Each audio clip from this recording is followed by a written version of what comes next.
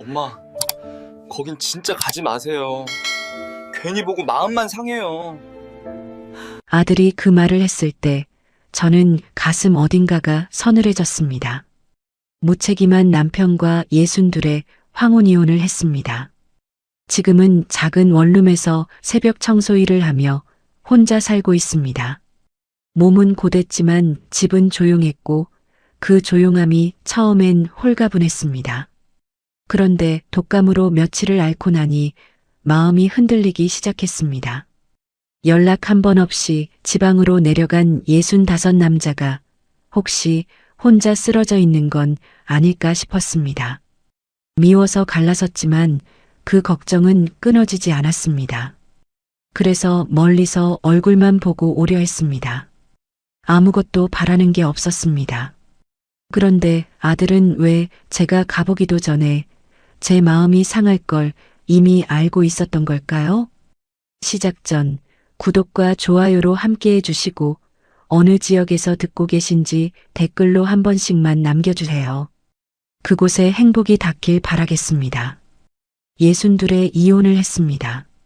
주변에서 그 말을 들었을 때 다들 비슷한 반응이었습니다. 그 나이에 무슨 이혼이냐고, 이제 와서 뭘 바라는 거냐고, 그냥 참고 살면 안 되냐고요. 저도 처음엔 그 말들이 맞는 것 같았습니다. 참아야 한다고, 이 나이에 혼자 살면 뭐가 되냐고 스스로한테도 그렇게 말했으니까요. 그런데 어느 순간부터는 더 이상 그 말이 제 안에서 힘을 쓰지 못했습니다. 참는다는 게 버티는 게 아니라 그냥 사라지는 것처럼 느껴지기 시작했거든요. 남편 태식 씨가 정년퇴직을 한 건 62살 되던 해초였습니다.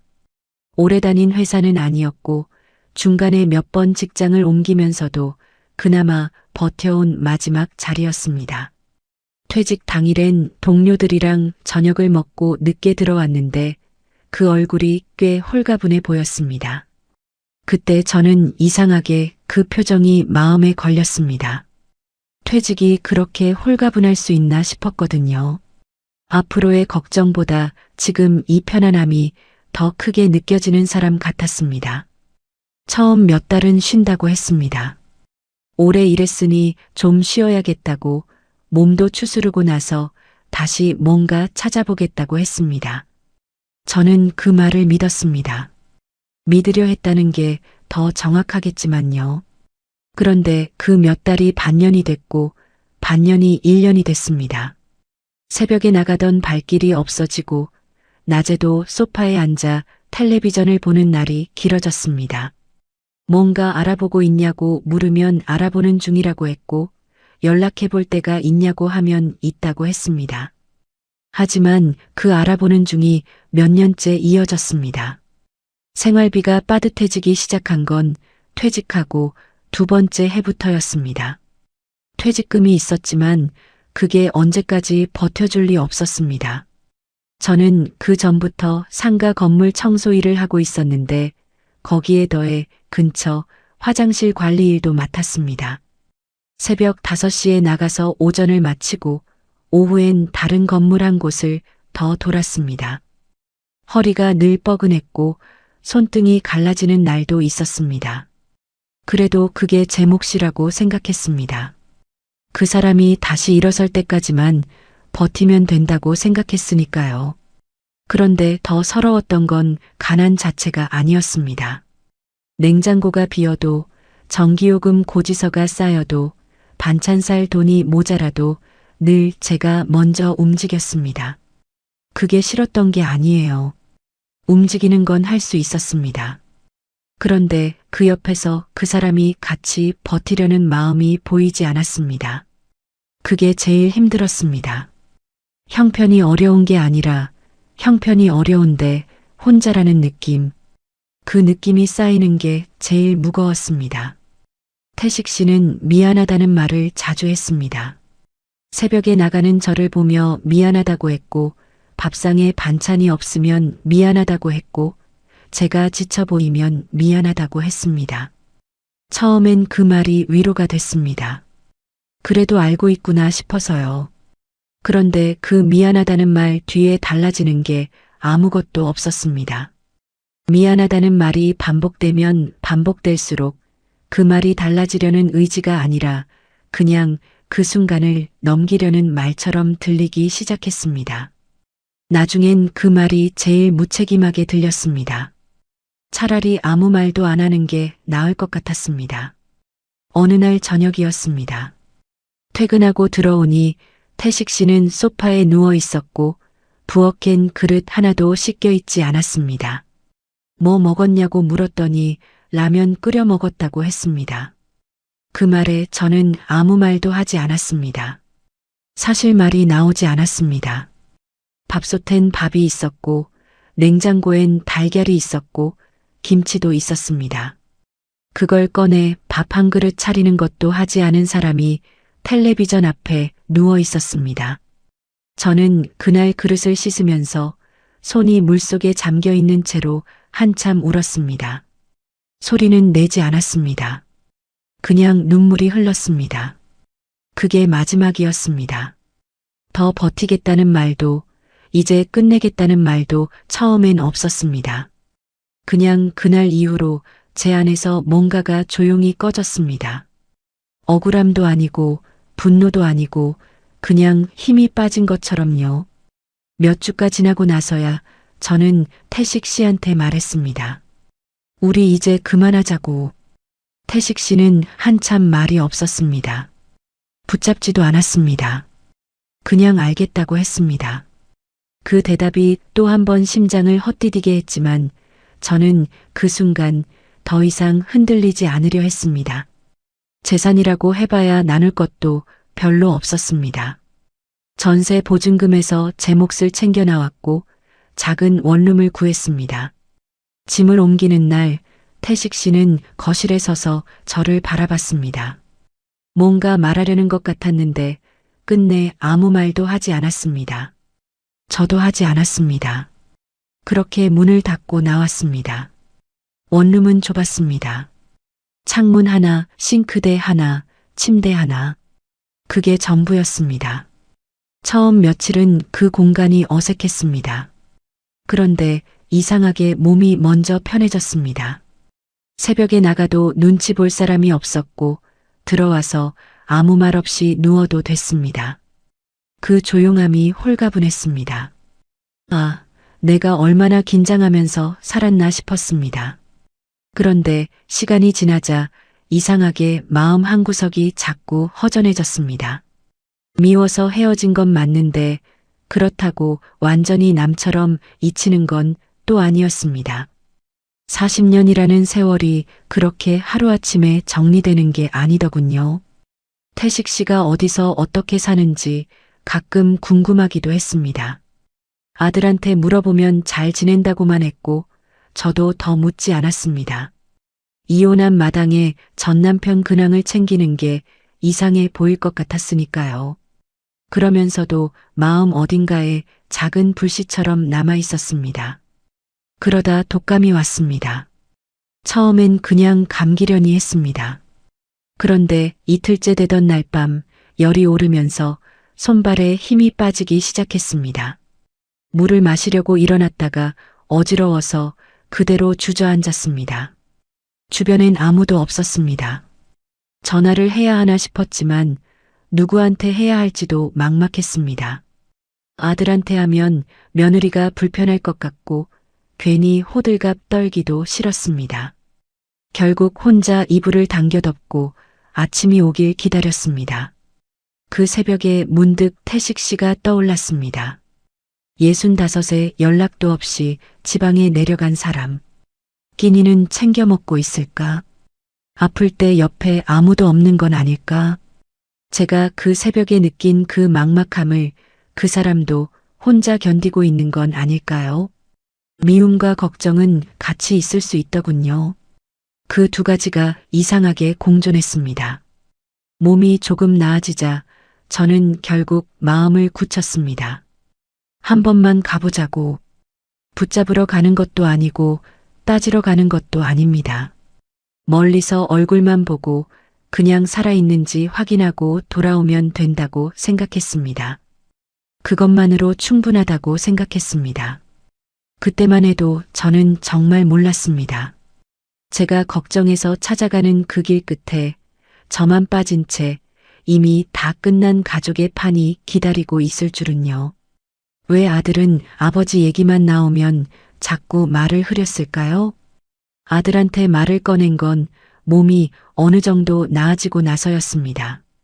전화를 하면서도 어떻게 말해야 할지 한참 생각했습니다. 전 남편 근황을 묻는 게 이상하게 들릴 수도 있었고 괜히 아들 입장을 곤란하게 만드는 것 같기도 했습니다. 그래서 처음엔 그냥 안부 전화처럼 시작했습니다. 요즘 어떻게 지내냐고, 손주는 잘 크고 있냐고, 밥은 잘 먹고 있냐고요. 아들은 늘 그렇듯 짧게 대답했습니다. 잘 지낸다고, 바쁘다고, 별일 없다고. 그러다 제가 슬쩍 꺼냈습니다. 아버지 요즘 어떻게 지내는지 아느냐고요. 전화기 너머로 잠깐 침묵이 흘렀습니다. 짧은 침묵이었는데 그게 이상하게 길게 느껴졌습니다. 아들은 곧 대답했습니다. 잘 지내겠지, 뭐. 그 말투가 너무 가볍게 넘어가는 것 같았습니다. 잘 지낸다가 아니라 잘 지내겠지였으니까요. 직접 알고 있는 사람의 말이 아니라 모르는 척하는 사람의 말처럼 들렸습니다. 저는 그냥 넘길 수도 있었는데 그날따라 그게 마음에 걸렸습니다. 혹시 연락하고 지내냐고 다시 물었습니다. 아들은 가끔 한다고 했습니다. 그러면서 빠르게 말을 돌렸습니다. 엄마는 몸은 다 나아졌냐고, 요즘 일은 어떠냐고요. 저는 그 말을 따라가지 않았습니다. 그래서 어떻게 사는 것 같더냐고, 밥은 잘 챙겨 먹고 있는 것 같냐고 물었습니다. 아들은 또 짧게 잘 지내는 것 같다고만 했습니다. 더 이상 구체적인 말은 하지 않았습니다. 그때 제가 말했습니다. 한번 가볼까 싶다고요. 그 말이 끝나기도 전에 아들 목소리가 달라졌습니다. 엄마, 거긴 진짜 가지 마세요. 괜히 보고 마음만 상해요. 단호했습니다. 부탁하는 말투가 아니라 막으려는 말투였습니다. 저는 그 순간 이상했습니다. 아버지가 어렵게 살고 있는 거라면 엄마가 상처받을 게 뭐가 있다는 건지, 오히려 불쌍하게 사는 모습을 보면 마음이 아플 수는 있어도 상처를 받는다는 표현은 달랐습니다. 상처는 예상보다 나쁜 걸 봤을 때 받는 게 아니라 예상과 전혀 다른 걸 봤을 때 받는 거니까요. 저는 왜 마음이 상하냐고 물었습니다. 아들은 대답하지 않았습니다. 그냥 괜히 복잡해진다고, 엄마가 가봤자 좋을 게 없다고만 했습니다. 저는 더 다그치지 않았습니다. 전화를 끊고 나서도 그 말이 자꾸 마음속에서 맴돌았습니다. 괜히 보고 마음만 상해요. 그 말이 뭔가를 알고 하는 말처럼 들렸습니다. 가보면 뭔가 있다는 걸 알면서 하는 말처럼요. 그날 밤은 잠이 오지 않았습니다. 천장을 보며 이런저런 생각을 했습니다. 태식 씨가 지방에 내려가서 어떻게 사는지, 왜 아들이 그렇게까지 말리는 건지, 별의별 생각이 다 들었습니다. 혹시 몸이 많이 안 좋아진 건 아닐까? 그래서 아들이 엄마가 충격받을까봐 미리 막는 건 아닐까? 그 생각이 가장 먼저 들었고, 그러니까 더 걱정이 됐습니다. 이상한 건 그 다음이었습니다. 걱정이 쌓이다 보면 이런저런 가지를 치게 됩니다. 몸이 안 좋은 게 아니라면 왜 마음이 상한다는 건지, 혼자 쓸쓸하게 사는 모습이 안쓰러워서 그러는 건지, 아니면 또 다른 이유가 있는 건지. 그 생각들이 꼬리를 물었지만 저는 애써 정리하려 했습니다. 너무 앞서 나가지 말자고, 직접 보기 전까지는 모르는 거라고 스스로한테 말했습니다. 그런데 며칠이 지나도 그 말이 머릿속에서 지워지지 않았습니다. 괜히 보고 마음만 상해요. 아들이 그 말을 한 건 저를 걱정해서였을 겁니다. 그런데 저를 걱정한다면 뭘 보게 될지 알고 있다는 뜻이기도 했습니다. 알고 있어야 막을 수 있는 거니까요. 아무것도 모르면서 가지 말라고 할 수는 없잖아요. 그 생각이 한번 자리를 잡자 더는 떨쳐내기가 어려웠습니다. 결국 저는 스스로 마음을 굳혔습니다. 아들한테 다시 물어봐도 대답이 달라질 것 같지 않았습니다. 제대로 말해줄 생각이 없는 사람한테 계속 물어봐야 돌아오는 건 흐릿한 말뿐이라는 걸 그쯤엔 알 것 같았습니다. 그러면 직접 가서 확인하는 수밖에 없었습니다. 가서 멀리서라도 한번 보고 정말 괜찮은지만 눈으로 확인하고 돌아오면 된다고 생각했습니다. 쉬는 날 새벽 첫 차를 타기로 했습니다. 아들한테는 따로 말하지 않았습니다. 말하면 또 말릴게 뻔했고 이번만큼은 제 마음을 스스로 확인하고 싶었습니다. 태식 씨가 있는 곳 주소는 이혼 서류를 정리하면서 남겨뒀던 연락처를 통해 어렵지 않게 찾을 수 있었습니다. 지방 소도시였습니다. 버스로 2시간 넘게 걸리는 곳이었습니다.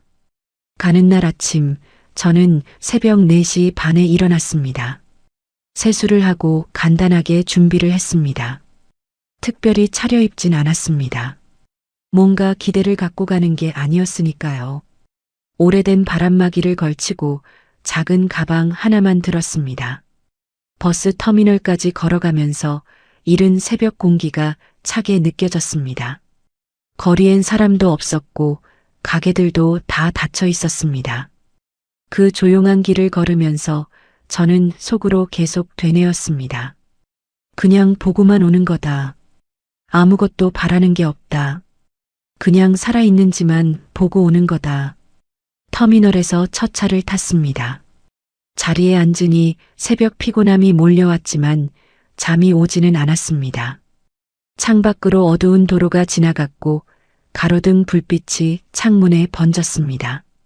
버스 안엔 저 말고도 몇 명이 있었는데 다들 고개를 숙이거나 눈을 감고 있었습니다. 저만 그 어둠 속에서 눈을 뜨고 있는 것 같았습니다. 가는 내내 제 머릿속에 떠오른 건 하나였습니다. 낡은 집, 불 꺼진 방, 텅 빈 부엌, 약봉지 몇 개. 저는 정말 그런 모습을 예상하고 갔습니다. 혼자 지방에 내려간 65 남자가 연락도 끊고 누구 도움도 없이 살고 있다면 그 정도가 맞는 것 같았습니다. 어쩌면 집안이 엉망이거나 냉장고가 비어 있거나 얼굴이 많이 수척해졌을지도 모른다고 생각했습니다. 그래도 괜찮다고 했습니다. 그 모습을 보고 오면 제 걱정이 끝날 것 같았습니다. 거기까지만이라고 생각했습니다. 버스를 2번 갈아탔습니다. 2번째 버스에서 내리니 읍내였습니다. 거기서 다시 택시를 잡아야 했습니다. 택시 기사한테 주소를 보여주니 바로 알더군요. 어디쯤인지 설명도 없이 차를 출발시켰습니다. 그 동네 사람들은 다 아는 길인 것 같았습니다. 저는 그게 왜인지 그 순간엔 생각하지 않았습니다. 택시를 타고 20분쯤 들어갔을까요? 창밖으로 풍경이 달라지기 시작했습니다.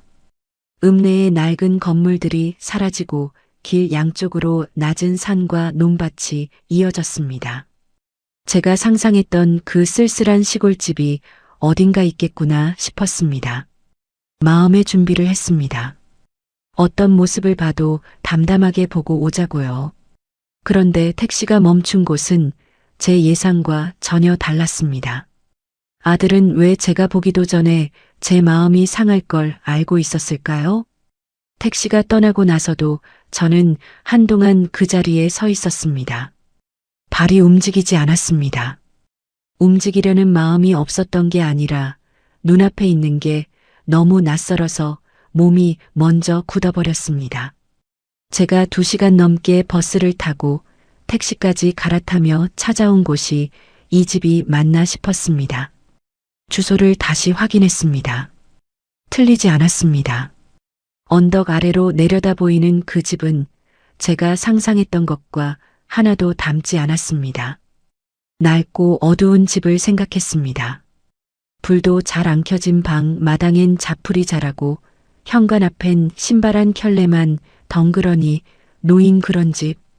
65에 혼자 지방으로 내려간 사람이라면 그 정도가 맞는 것 같았습니다.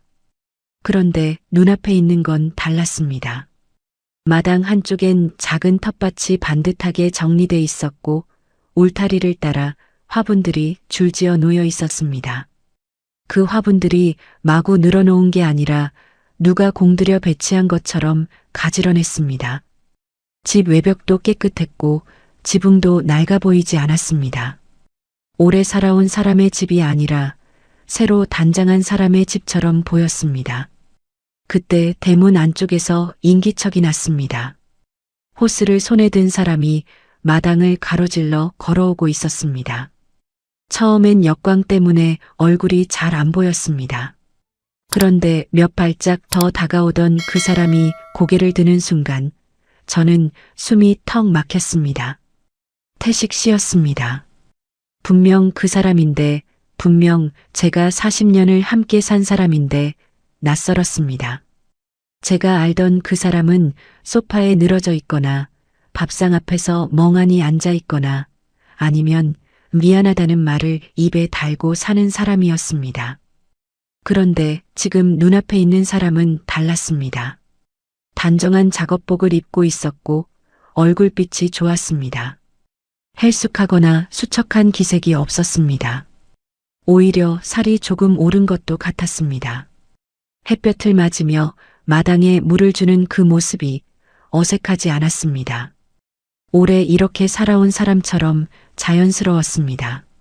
저는 대문 안으로 한 발도 들어가지 못하고 그 자리에 서 있었습니다. 그때 마당 한쪽에서 또 다른 인기척이 들렸습니다. 처음엔 시야 가장자리로 스쳤습니다. 텃밭 옆에 쪼그려 앉아 무언가를 다듬고 있는 사람이 있었습니다. 상추 같은 걸 뜯고 있는 것 같았습니다. 여자였습니다. 50대 후반쯤 돼 보였고 머리를 단정하게 묶고 있었습니다. 그 여자가 태식 씨 쪽을 향해 자연스럽게 일어서더니 두 마디 세 마디 말을 건넸습니다. 태식 씨도 호스를 내리며 대답했습니다. 저는 그 말이 들리지 않았습니다. 너무 멀었고 귀가 먹먹했습니다. 그런데 그 둘 사이의 거리가, 그 움직임이, 그 눈빛의 방향이 다 말해주고 있었습니다. 오래 함께 산 사람들의 몸짓이었습니다. 서로를 향해 몸을 돌리는 방식, 말을 주고받는 속도, 상대가 움직이면 자연스럽게 공간을 내어주는 그 흐름. 낯선 두 사람이 어색하게 만들어내는 관계가 아니었습니다. 이미 서로의 자리를 알고 있는 사람들이었습니다. 저는 그걸 보는 순간 다리에 힘이 빠졌습니다. 어디 기댈 데도 없는 길가에 서서 그냥 그 자리에 못 박힌 것처럼 있었습니다. 들어갈 수가 없었습니다. 들어가서 뭘 어떻게 해야 할지도 몰랐고 들어갔다가 어떤 말이 오갈지도 몰랐습니다. 무엇보다도 그 집 안으로 발을 들이는 순간 제가 예상하지 못한 무언가를 전부 마주하게 될 것 같았습니다. 몸이 그걸 알고 있었습니다. 그래서 발이 움직이지 않았습니다. 저는 결국 그 자리에서 돌아섰습니다. 언덕을 내려가다 보니 길 아래에 작은 슈퍼가 있었습니다. 간판도 없는 작은 가게였는데 유리문에 과자 봉지와 음료 광고가 붙어 있었습니다. 저는 거기로 들어갔습니다. 혹시 제가 잘못 본 게 아닐까 싶었습니다. 아니면 그 집사람이 태식 씨가 맞는지 다시 한번 확인하고 싶었는지도 모릅니다. 물 한 병을 집어들고 계산을 하면서 저는 주인한테 조심스럽게 물었습니다. 언덕 위에 있는 전원주택에 사는 분이 혹시 강 씨냐고요? 슈퍼 주인은 아무렇지도 않게 대답했습니다. 아, 강 사장님 댁 찾으세요? 아들 네 식구도 자주 와요. 주말엔 손주 뛰노는 소리가 얼마나 크게 들리는데요. 저는 그 말을 듣는 순간 심장이 아래로 쑥 내려앉는 것 같았습니다. 아들 네 식구도 자주 온다고요. 주말엔 손주 뛰노는 소리가 들린다고요. 저는 물 한 병을 손에 쥔 채 슈퍼 문 앞에 서 있었습니다. 말이 나오지 않았습니다. 슈퍼 주인은 제 표정을 보지 못했는지 아니면 봤어도 신경 쓰지 않았는지 계속 말을 이었습니다. 강 사장님이 여기 오신 지 꽤 됐다고, 동네 어른들이랑도 잘 어울리신다고, 저번 달엔 복지관 행사에도 후원을 하셨다고 했습니다. 저는 그 말들이 귀에 들어오는 것 같으면서도 제대로 들리지 않았습니다. 머릿속에서 자꾸 아까 그 장면이 겹쳤습니다. 마당에서 물을 주던 태식 씨, 그 옆에서 상추를 다듬던 여자, 그 두 사람이 아무렇지도 않게 말을 주고받던 모습. 그리고 슈퍼 주인 말대로라면 그 집에 아들 가족도 자주 드나들고 있었다는 것. 주말엔 손주 소리까지 들린다는 것. 그 집에 제가 없었습니다. 그냥 없는 게 아니었습니다. 처음부터 없었던 것처럼 아예 자리가 없었습니다. 저만 뺀 채로 그 집이 완성돼 있었습니다. 아들도 며느리도 손주도 다 알고 있었고 다 드나들고 있었는데 저만 몰랐습니다. 저만 여기까지 버스를 2번 갈아타고 택시를 타고 언덕을 올라와서 대문 밖에 서 있었습니다. 다리가 풀려서 슈퍼 앞 평상에 잠깐 앉았습니다. 물을 한 모금 마셨는데 넘어가지 않는 것 같았습니다. 눈물이 나올 것 같았지만 나오지 않았습니다. 울기엔 뭔가가 너무 단단하게 막혀 있었습니다. 아직 제대로 실감이 안 됐습니다. 본 것들이 전부 사실로 받아들여지지 않았습니다. 다시 한번 그 집을 올려다봤습니다. 언덕 위로 지붕이 보였습니다.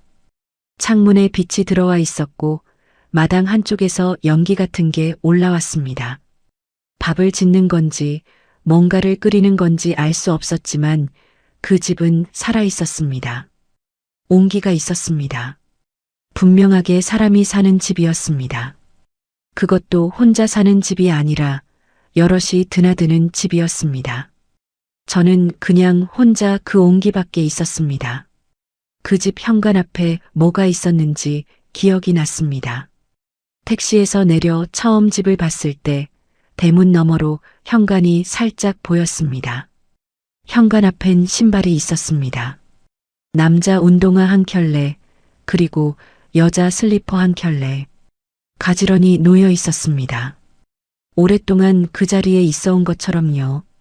그리고 창문 안쪽으로 뭔가 색깔 있는 것들이 붙어 있었는데 아이 그림 같았습니다. 손주가 그린 그림인지도 몰랐습니다. 그 집은 단순히 둘이 사는 집이 아니었습니다.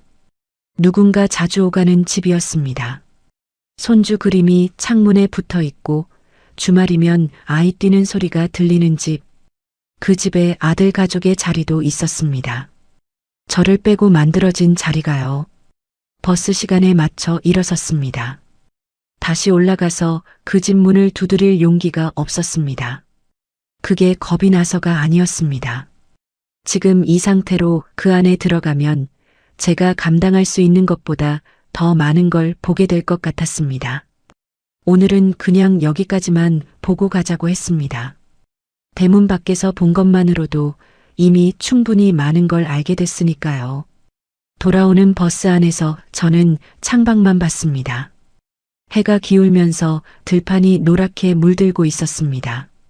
그 풍경이 예쁘다는 생각이 들었다가 그 생각이 드는 게 이상하다는 생각이 들었습니다. 지금 이 상황에 풍경이 예쁘다니요. 그런데 그게 또 사람 마음이더군요. 마음이 제일 무너지는 날에도 눈은 여전히 뭔가를 보고 있었습니다.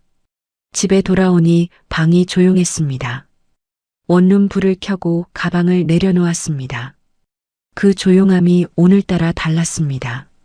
전엔 그 조용함이 홀가분함이었는데 오늘은 그냥 혼자라는 느낌이었습니다. 딱 그 차이였습니다. 자리에 앉아서 멍하니 있다가 문득 아들 생각이 났습니다. 아들은 그 집을 알고 있었습니다. 자주 드나들고 있었습니다. 손주도 그 마당에서 뛰어놀고 있었습니다. 그런데 저한테는 한마디도 하지 않았습니다. 괜히 보고 마음만 상해요. 그 말 뒤에 이 모든 게 숨어 있었습니다. 아들 가족은 대체 언제부터 그 집을 드나들고 있었던 걸까요? 집에 돌아온 날 밤은 거의 뜬 눈으로 보냈습니다. 누우면 눈이 감길 것 같았는데 막상 이불을 덮으면 아까 그 집이 자꾸 떠올랐습니다. 언덕 아래로 보이던 전원주택, 마당에서 호스를 들고 서 있던 태식 씨, 텃밭 옆에서 상추를 다듬던 그 여자 가지런히 놓여있던 신발 두 켤레. 그 장면들이 눈을 감으면 더 선명하게 떠올랐습니다. 억지로 다른 생각을 해보려 했지만 쉽지 않았습니다. 무엇보다 자꾸 걸리는 건 슈퍼 주인이 했던 말이었습니다. 아들 내 식구도 자주 와요. 주말엔 손주 뛰노는 소리가 얼마나 크게 들리는데요. 그 말이 귓가에서 지워지지 않았습니다. 아들이 알고 있는 것과 모르는 것의 경계가 어디인지 처음부터 다 알고 있었던 건지 아니면 나중에 알게 된 건지 알면서도 숨긴 건지 아니면 말할 타이밍을 못 찾은 건지 그 생각이 돌고 또 돌았습니다. 잠이 든 건지 그냥 눈을 감고 있었던 건지 모를 새벽이 지나고 아침이 됐습니다. 청소일을 나가면서도 머릿속이 무거웠습니다. 손을 움직이면서도 생각은 딴 데 가 있었습니다. 걸레를 짜다가 멍하니 서 있는 적도 있었고 엘리베이터 버튼을 잘못 누른 적도 있었습니다. 몸은 일을 하고 있는데 마음이 따라오지 않는 날이었습니다. 그런 날이 며칠 이어졌습니다. 결국 저는 아들 집에 가보기로 했습니다. 직접 따지러 가는 게 아니었습니다. 그냥 얼굴을 보면 알 것 같았습니다. 말을 안 해도 눈빛에서 뭔가가 보일 것 같았습니다. 제가 그날 본 걸 알고 있는 사람인지 아니면 정말 모르는 사람인지 40년 넘게 아들 얼굴을 봐온 엄마가 그것 하나 못 읽을 리 없었습니다. 주말 오전에 아들 집에 갔습니다. 미리 연락은 했습니다. 손주 보러 간다고만 했습니다. 아들은 오라고 했고 며느리 수진 씨도 반갑게 맞아줬습니다. 겉으로 보기엔 아무것도 달라 보이지 않는 풍경이었습니다. 손주가 뛰어와서 할머니 하고 안겼고 부엌에서 뭔가 끓이는 냄새가 났습니다. 평범한 주말 아침이었습니다. 저도 처음엔 그냥 손주랑 놀았습니다. 블록을 쌓다가 무너뜨리고 그림책을 읽어주고 손주가 가져오는 장난감을 함께 만지작거렸습니다. 아들은 소파에 앉아 휴대폰을 보고 있었고 며느리는 부엌과 거실을 오갔습니다. 표면적으로는 그냥 여느 주말이었습니다. 그러다 냉장고 옆에 붙어 있는 사진 한 장이 눈에 들어왔습니다. 처음엔 그냥 지나쳤습니다. 냉장고에 사진이나 그림이 붙어 있는 건 흔한 일이니까요. 그런데 손주를 안고 부엌 쪽으로 걸어가다가 그 사진이 시야에 다시 들어왔습니다. 저는 그 자리에서 멈췄습니다. 잔디 깔린 마당에서 손주가 작은 삽을 들고 환하게 웃고 있는 사진이었습니다. 환한 햇살 아래 손주 얼굴이 참 밝았습니다. 그런데 사진 뒤쪽 배경에 나무로 만든 데크 난간이 보였습니다. 그 난간의 모양이 낯설지 않았습니다. 제가 그날 언덕 위에서 봤던 그 전원주택의 데크였습니다. 숨이 잠깐 멎었습니다. 손주가 그 집 마당에서 삽을 들고 웃고 있었습니다. 사진 속 손주 표정이 너무 해맑았습니다. 처음 가는 낯선 집에서 노는 아이의 표정이 아니었습니다. 자주 가서 익숙한 곳에서 노는 아이의 표정이었습니다. 저는 그 사진을 손에 들고 아들한테 물었습니다. 이거 어디냐? 목소리가 평소보다 낮게 나왔습니다. 화를 낸 게 아니었는데 그 짧은 말에 뭔가가 담겨 있었나 봅니다. 아들이 고개를 들었고 제 손에 들린 사진을 보는 순간 표정이 굳었습니다. 소파에서 일어서려다 멈추는 것 같았습니다. 부엌에 있던 며느리도 그 순간 하던 손을 멈췄습니다. 설거지 소리가 딱 끊겼습니다. 그 짧은 정적이 모든 걸 말해줬습니다. 아무 말하지 않아도 됐습니다. 두 사람 다 알고 있었습니다. 그 집이 어딘지, 그 사진이 어디서 찍혔는지, 그게 무슨 의미인지 다 알면서 지금까지 저한테 말하지 않았습니다. 아들은 한참 뒤에야 입을 열었습니다. 엄마, 괜히 복잡하게 만들지 마세요. 그 말을 듣는 순간 가슴이 막혔습니다. 복잡하게 만들지 말라고요. 이게 복잡한 게 맞긴 합니다. 그런데 복잡하게 만든 게 누구냐고 묻고 싶었습니다. 저는 아무것도 한 게 없었습니다. 그냥 몰랐을 뿐이었습니다. 저만 빼고 다들 알고 있었고, 저만 빼고 그 집을 드나들고 있었는데, 그걸 이제 와서 물어보는 제가 복잡하게 만드는 사람이 되는 건지요. 저는 목소리를 높이지 않으려 했습니다.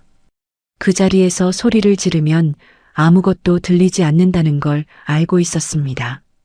그래서 최대한 차분하게 물었습니다. 저 집이 어디냐고.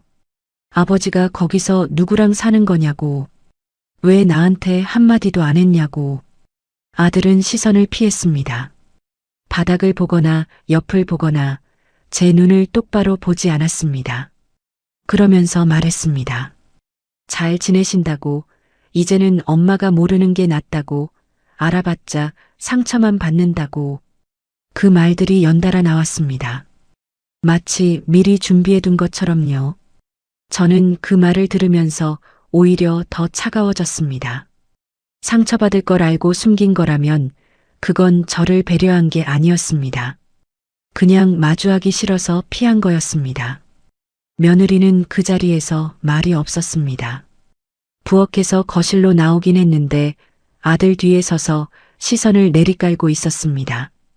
뭔가 알고 있는 표정이었습니다. 그런데 말하지 않으려는 표정이기도 했습니다. 아들과 미리 얘기가 돼 있는 것 같기도 했습니다. 엄마가 물어보면 이렇게 하자고, 이성까지만 말하자고. 며느리 입장에선 시아버지 일이고 시어머니한테 말해봤자 불편해지는 건 자기들이라는 걸 알고 있는 사람의 태도였습니다. 저는 더 다그치지 않았습니다. 어차피 그 자리에서 다 말해줄 사람들이 아니었습니다. 억지로 끌어내봤자 나오는 건 흐릿한 말뿐이고 저만 감정이 더 뒤엉킬 것 같았습니다.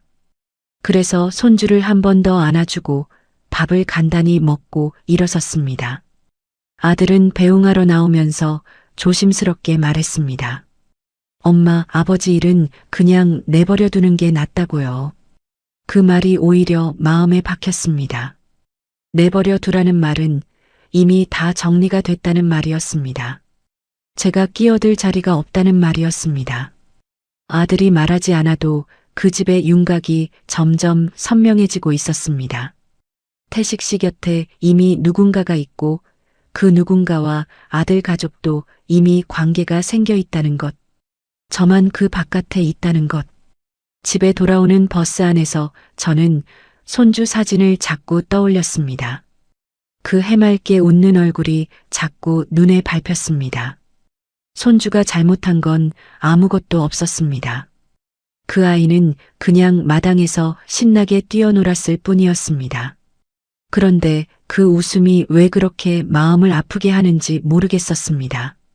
제가 한 번도 가보지 못한 그 마당에서 저를 빼고 다 함께 있었다는 게 자꾸 마음속에서 무언가를 건드렸습니다.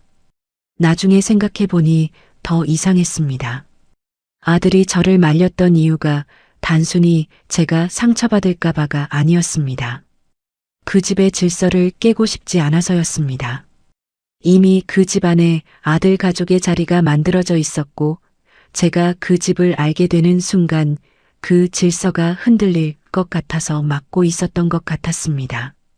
저를 배려한 게 아니라 자기들이 편한 쪽으로 저를 바깥에 두고 싶었던 거였습니다. 그 판단이 틀렸다고 단정 짓기도 어려웠습니다. 아들 입장에서 어떤 선택이 맞는지는 저도 몰랐습니다. 그런데 그 선택이 저한테는 너무 아팠습니다. 원룸에 들어와 불을 켰습니다. 혼자 밥을 차려 먹고 설거지를 하고 침대에 앉았습니다. 그날따라 방이 더 좁아 보였습니다. 작은 창문으로 어두운 하늘이 보였습니다. 저는 그 하늘을 보면서 생각했습니다. 내가 이 결혼을 유지하는 동안 잃은 것들, 이혼하고 나서 새로 얻은 것들, 그리고 내가 알지도 못하는 사이에 이미 정리돼 버린 것들, 그리고 그것보다 더 모욕적인 일이 얼마 지나지 않아 공개된 자리에서 벌어졌습니다. 그들은 왜 저를 가족이 아닌 불편한 사람처럼 숨기려 했을까요? 그 일이 있고 나서 며칠이 지났습니다. 아들 집에서 돌아온 뒤로 저는 일부러 더 바쁘게 움직이려 했습니다.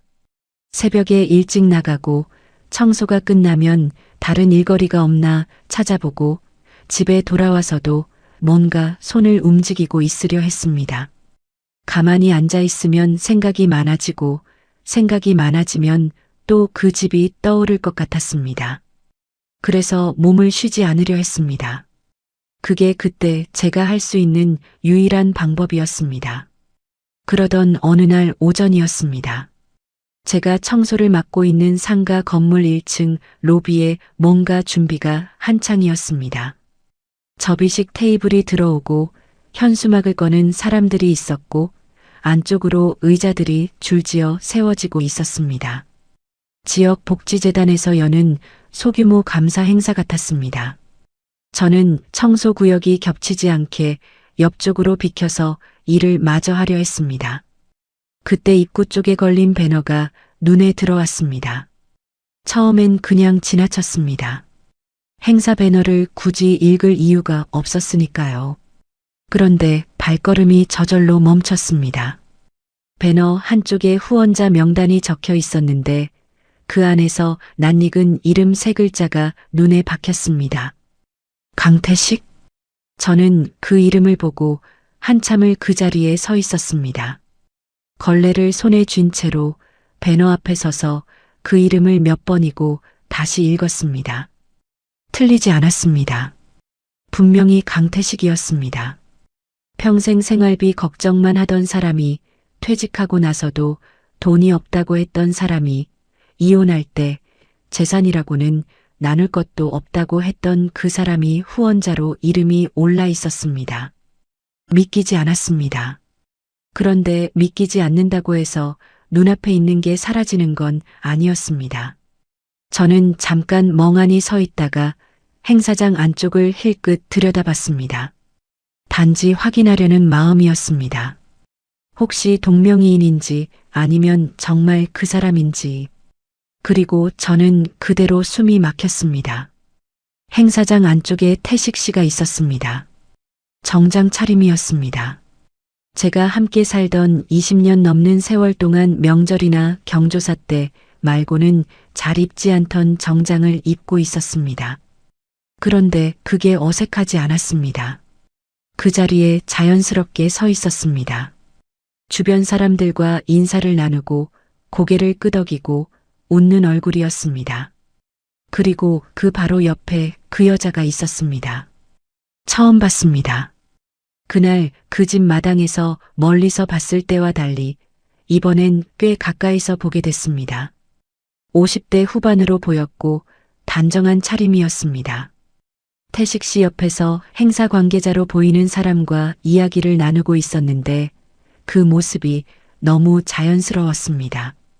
태식 씨 일정을 같이 챙기는 사람처럼 이 자리에 함께 오는 게 당연한 사람처럼 서 있었습니다. 두 사람은 행사장 안에서 나란히 움직였습니다. 자리를 안내받을 때도 같이 움직였고 누군가와 인사를 나눌 때도 자연스럽게 나란히 섰습니다. 사람들은 그 둘을 함께 대했습니다. 따로 설명하거나 소개하지 않아도 이미 다 아는 사이처럼요. 그 장면 자체가 저한테는 하나의 대답이었습니다. 그리고 행사장 뒤쪽에 아들과 며느리, 손주가 앉아 있었습니다. 그 순간 저는 비로소 전체 그림이 보였습니다. 태식 씨, 그 여자 아들 가족. 그 사람들이 한 공간에 자연스럽게 있었습니다. 어색하거나 불편한 기색이 없었습니다. 이미 여러 번 이런 자리를 함께한 사람들처럼 보였습니다. 그 집이 단순히 전 남편이 새 여자랑 사는 집이 아니었습니다. 아들 가족까지 이미 그 안에 들어가 있는 완성된 새 가족의 공간이었습니다. 그리고 저는 그 바깥에 서 있었습니다. 청소 도구를 들고 로비 한쪽에서 그 장면을 보고 있었습니다. 가족이 아니라 그 건물에서 일하는 사람으로 저는 그 순간 내가 지금 어디에 서 있는지를 너무 선명하게 느꼈습니다. 그때 그 여자가 저를 봤습니다. 행사장 쪽에서 나오다가 눈이 마주쳤습니다. 저는 피하지 않았습니다. 피할 이유가 없었습니다.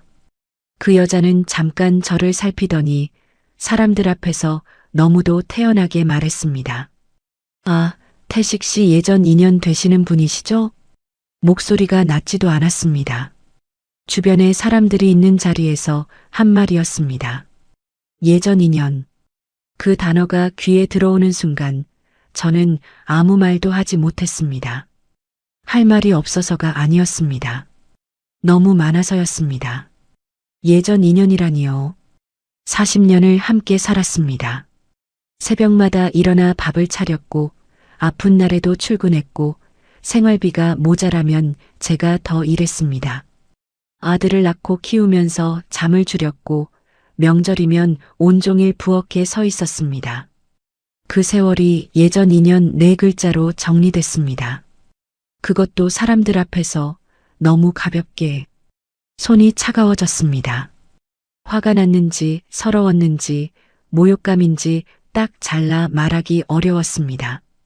그냥 여러 가지가 한꺼번에 올라왔습니다. 목이 잠기는 것 같았습니다. 저는 그 자리에서 아무 말도 하지 않고 돌아섰습니다. 청소 도구를 챙겨서 그냥 걸어 나왔습니다. 그 자리에 더 있을 이유가 없었습니다. 밖으로 나와 건물 옆 계단에 잠깐 앉았습니다. 바람이 조금 불었습니다. 손이 아직도 차가웠습니다. 심호흡을 몇 번 했습니다. 울고 싶었는데 눈물이 나오지 않았습니다. 아까부터 자꾸 그랬습니다. 울어야 할 것 같은 상황인데 몸이 따라주지 않았습니다. 그냥 멍했습니다. 그날 저녁 저는 아들한테 전화를 했습니다. 오늘 행사장에서 봤다고, 거기 왜 있었냐고, 그 여자가 누구냐고 물었습니다. 아들은 처음에 또 얼버무렸습니다.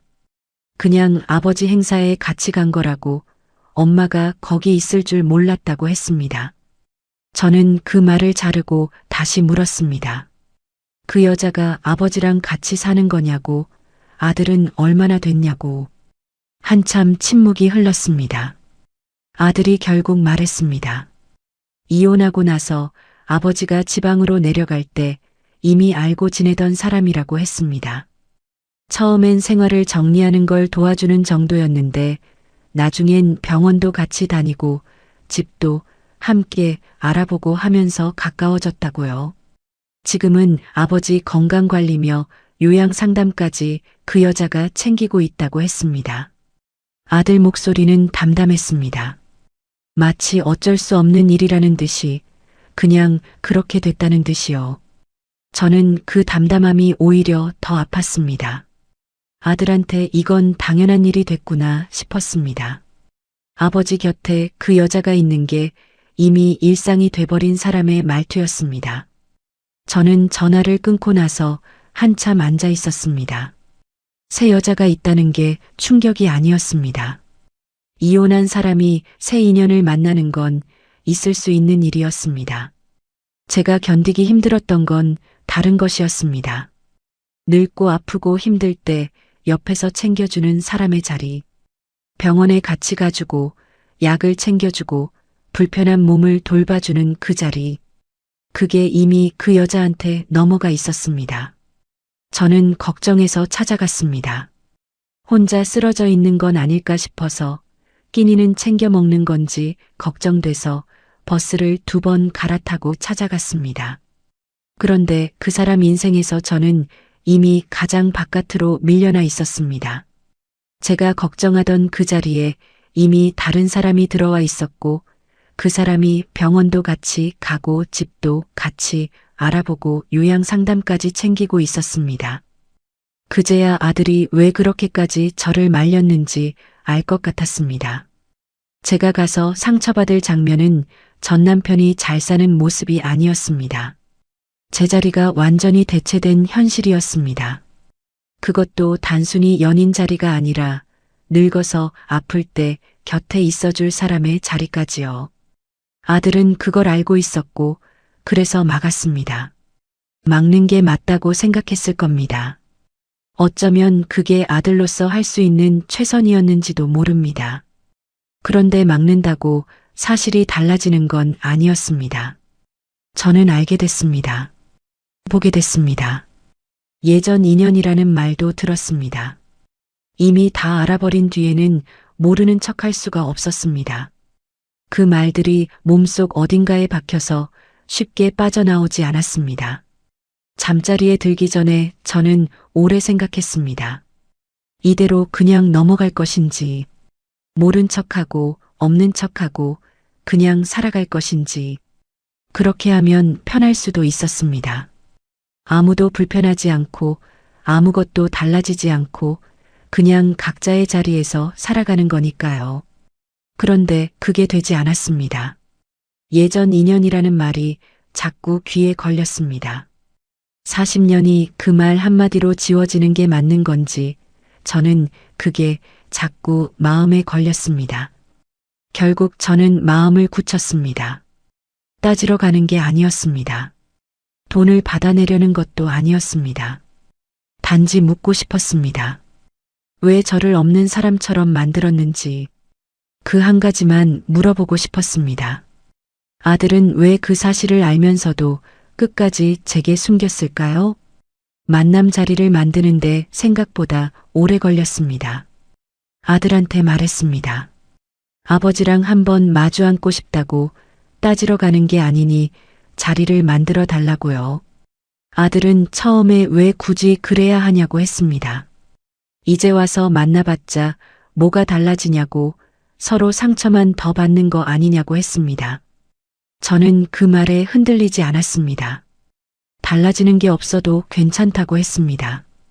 그냥 할 말이 있다고 그 말을 직접 하고 싶다고 했습니다. 아들은 며칠을 더 미적거렸습니다. 연락이 없는 날엔 제가 먼저 문자를 넣었습니다. 자리 만들어줄 수 있냐고 짧게 끝낼 테니 걱정하지 말라고요. 결국 아들이 나를 잡아줬습니다. 아들 집 근처 작은 카페였습니다. 태식 씨도 오기로 했다고 했습니다. 아들도 그 자리에 같이 있겠다고 했습니다. 약속한 날 저는 일찍 나섰습니다. 특별히 차려입진 않았습니다. 그냥 평소에 깔끔하게 입는 옷을 골랐습니다. 거울을 보면서 잠깐 멈췄습니다. 62에 이혼하고 작은 원룸에서 새벽 청소 일을 하며 살고 있는 여자. 그게 저였습니다. 초라하다는 생각이 들었다가 그 생각을 그냥 내려놓았습니다. 오늘 제가 그 자리에 가는 건 초라함을 확인하러 가는 게 아니었으니까요. 카페에 먼저 도착했습니다. 창가 자리에 앉아서 바깥을 봤습니다. 사람들이 지나가고 차가 다니고 아무것도 모르는 거리가 평범하게 흘러가고 있었습니다. 커피를 한 모금 마셨습니다. 손이 떨리진 않았습니다. 생각보다 마음이 고요했습니다. 태식 씨가 먼저 들어왔습니다. 아들이 옆에 있었습니다. 태식 씨는 저를 보더니 잠깐 멈칫했습니다. 그러고는 자리에 앉았습니다. 아들도 맞은편에 앉았습니다. 셋이 테이블 하나를 두고 앉으니 공기가 무거워졌습니다. 아무도 먼저 말을 꺼내지 않았습니다. 잠깐의 침묵이 길게 느껴졌습니다. 저는 먼저 입을 열었습니다. 저는 돈 달라고 나온 게 아니에요. 왜 저를 없는 사람처럼 만들었는지 그걸 묻는 거예요. 목소리가 생각보다 차분하게 나왔습니다. 떨릴 것 같았는데 그렇지 않았습니다. 그 말을 꺼내기까지 며칠을 혼자 되뇌었기 때문인지 아니면 이미 너무 많은 걸 겪어서 감각이 무뎌진 건지 모르겠습니다. 그냥 그 말이 나왔습니다. 카페 안이 조용해졌습니다. 태식 씨는 테이블 위에 올려놓은 손을 내려다봤습니다. 아들은 시선을 창밖으로 돌렸습니다. 저는 그 침묵을 깨지 않고 기다렸습니다. 서두를 이유가 없었습니다. 태식 씨가 먼저 말했습니다. 미안하다고 했습니다. 자기도 새로 살 길을 찾다 보니 그렇게 됐다고, 선혜 씨가 현실적으로 많이 도와줘서 가까워졌다고 했습니다. 말투가 낮았습니다. 예전처럼 미안하다는 말을 가볍게 넘기는 투가 아니었습니다. 그래도 저는 그 말이 모든 걸 설명해 준다고 느끼지 않았습니다. 저는 고개를 끄덕이지 않았습니다. 새 인연이 생긴 거, 그분이 태식 씨를 챙기는 거, 그건 뭐라고 할 수 없어요. 이혼한 사람이니까요. 그런데 저는 그게 아니에요. 말을 잠깐 멈췄습니다. 어떻게 이어가야 할지 머릿속으로 정리하면서요. 저만 빼고 다 알고 있었던 것. 아들 가족까지 그 집을 드나들면서 저한테는 끝까지 숨긴 것. 사람들 앞에서 저를 예전 인연이라고 정리해버린 것. 그건 달라요. 태식 씨는 고개를 숙였습니다. 아들은 그제야 창밖에서 시선을 거뒀습니다. 저와 눈이 마주쳤는데 뭔가 할 말이 있는 것 같은 얼굴이었습니다. 잠시 후 아들이 천천히 입을 열었습니다. 엄마가 늘 강한 줄 알았다고 했습니다. 이런 현실을 알게 되면 분명 크게 화를 낼 것 같았다고, 그러면 관계가 다 복잡해질 것 같아서 피하고 숨겼다고 했습니다. 그러면서 목이 조금 잠기는 것 같았습니다. 이제는 엄마가 왜 그렇게 아플 수밖에 없었는지 조금은 알겠다고 했습니다. 그 말을 듣는데 오히려 허탈했습니다. 강해 보인다는 이유로 제 마음은 없는 사람 취급을 받은 거였으니까요. 강하다는 말이 무적이라는 말은 아니었습니다. 새벽에 혼자 일어나서 청소 나가고, 아파도 쉬지 않고, 생활비 모자라면 더 벌러 나가고, 그러면서도 가족한테 내색 안 하고 버텼던 게 강한 거라면 그 강함 덕분에 제 마음은 안 물어봐도 되는 마음이 됐던 겁니다. 그게 제일 서러웠습니다. 저는 잠깐 숨을 고르고 나서 다시 말했습니다. 나는 그 사람이 잘 사는 게 억울한 게 아니에요. 잘 살면 잘 사는 거지. 그걸 배 아파하러 여기 온 게 아니에요. 내가 힘든 건 내가 걱정하면서 찾아간 사이에 나만 빠진 채로 가족의 판이 다시 짜여 있었다는 거예요. 그게 견디기 힘들었어요. 말하면서 목이 약간 잠겼습니다. 그래도 끝까지 말했습니다. 사람들 앞에서 예전 인연이라는 말, 그거 들었을 때 저 진짜 아무 말도 못했어요.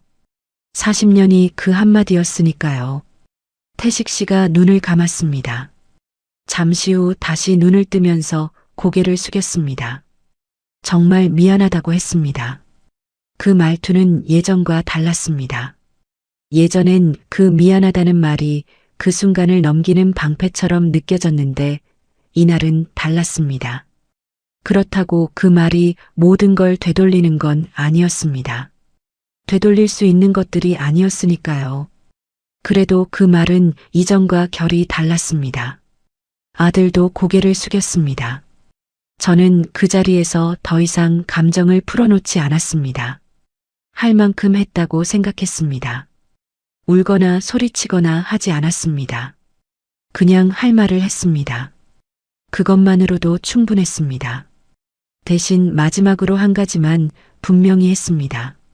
앞으로 어디서든 저를 없는 사람처럼 말하지 말아요.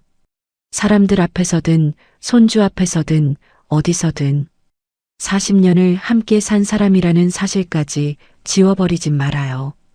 그것만 지켜줘요. 태식 씨가 알겠다고 했습니다. 아들도 고개를 끄덕였습니다. 짧은 대답이었지만 저는 그걸로 됐다고 생각했습니다.